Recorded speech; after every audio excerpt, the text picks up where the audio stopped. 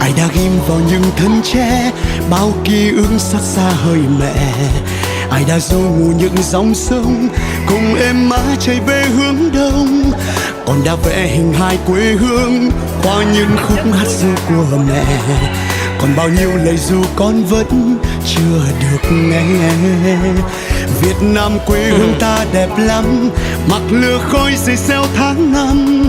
Người Việt Nam da nâu mắt đen, thảo thơm bất khuất như cành sen. Việt Nam ơi quê hương ta ơi, biển lúa chín vàng thơm ngát trời. Vòng